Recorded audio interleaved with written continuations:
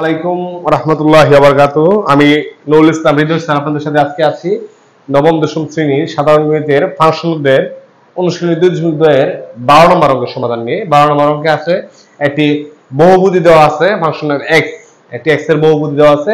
এখান থেকে f of -1, f of 2 এবং f of half এর মান নির্ণয় করতে হবে। একেবারে মজার অঙ্ক, করতে অনেক ভালো লাগে। আপনারা দেখেন a to z, অবশ্যই আপনাদেরও ভালো লাগবে। সমাধান করি। সমাধান দেওয়া আছে,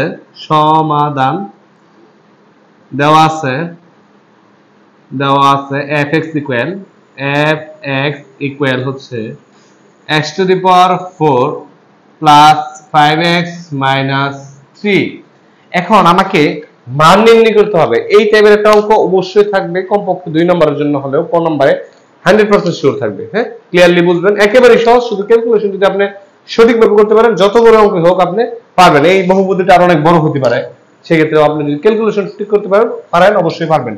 সুতরাং f of -1 হচ্ছে, দেখেন এই সেম বহুপদী এখানে আগে ছিল fx, এখন হচ্ছে f of -1। তাহলে এই যে x ছিল, x এর জায়গায় কত বসাইছি? -1।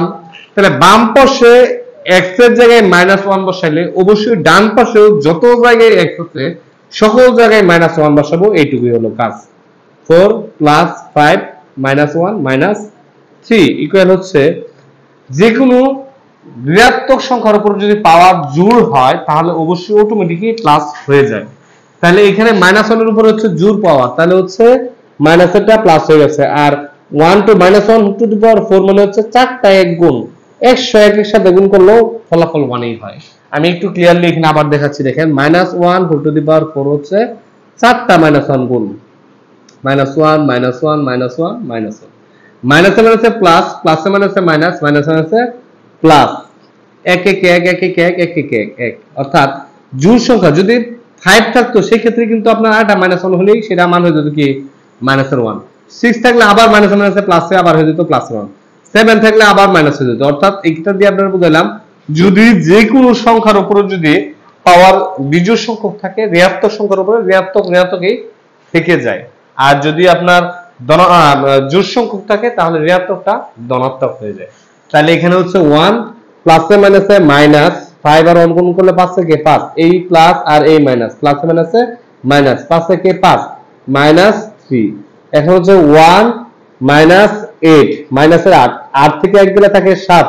আমরা যদি বিয়োগের ক্ষেত্রে যে সংখ্যা বড় তার চিহ্ন বসে, তাহলে এখানে ছিল 8 বড়, 8 বড়, 8 এর চিহ্ন ছিল মাইনাস, তাহলে এটা হচ্ছে -7। মানে কি ছোটখাটো বিয়োগে সমস্যা থাকতে পারে বেসিক, আমি একটু বেগে বেগে করার চেষ্টা করি। যারা ভালো করেন আলহামদুলিল্লাহ তারা এটা এড়িয়ে যাবেন। তারপর নেক্সট হচ্ছে আপনার f ইকুয়াল টু, এবং আবার f ইকুয়াল, আবার এগুলা অনেকগুলা তো আবার টাবার দিয়ে এগুলা মিলিয়ে দিলে করবেন। f2 ইকুয়াল আবার দিবেন এবং দিবেন যা খুশি। f2 বের করলে যত জায়গায় x আছে সকল জায়গায় 2 to the power 4 plus 5 into 2 minus 3। 2 to the power 4 মানে হচ্ছে 2 টু দি পাওয়ার 4, যে কোনো কিছুর উপরে পাওয়ার যত আছে ওই সংখ্যাটা ততবার গুণ, তাহলে 2 হচ্ছে 4 বার গুণ।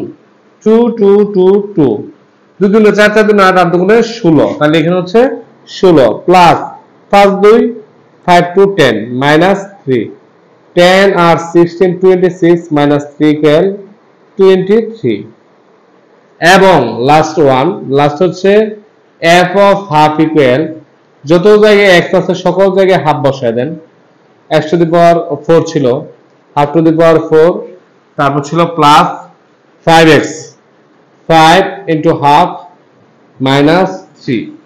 যত জায়গায় x ছিল সকল জায়গায় হাফ বসায় দিছি। তাহলে হাফ টু দি পাওয়ার 4 মানে হাফ কয়বার গুণ? 4 বার গুণ। যে 4 বার গুণ করি হাফ, এই 4 বার গুণ করি হাফ, তাহলে উপরে হচ্ছে 1, নিচে হচ্ছে 8 দুগুণে 16, তাহলে 1/16 প্লাস 5/2 মাইনাস 3। লসাগু হলে এগুলো লসাগু হবে 16। 1 প্লাস 40 মাইনাস হচ্ছে 3, 16 দিয়ে ভাগ করলে 1 আছে মানে 1 দিয়ে ভাগ করলে 16, 3 16 48 সমান হচ্ছে 41 মাইনাস 48 16 ইকুয়াল হচ্ছে -17/16। চাইলে মাইনাস টু সামনে দিয়ে লেখেন -7/16। এটাই ছিল আনসার। যারা এতক্ষণ আমার সাথে ছিলেন এবং আমার ক্লাসটা দেখেছেন সকলকেই অসংখ্য ধন্যবাদ। ভালো থাকবেন। যে কোনো সমস্যায় কমেন্ট করে জানাবেন। ধন্যবাদ সবাইকে। আসসালামু আলাইকুম ওয়া রাহমাতুল্লাহি ওয়া বারাকাতুহু।